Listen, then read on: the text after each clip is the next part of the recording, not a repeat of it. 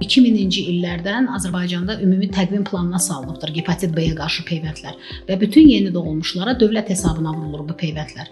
Yəni çox təəssüflər olsun ki, hətta heç bir maddi israfa yol vermədən belə valideynlər bəzən bu peyvəndlərdən qaçırlar. Bu da peyvəndlər haqqında lazımsız bilirsiniz, o əslində olan miflər və əfsanələrlə bağlıdır.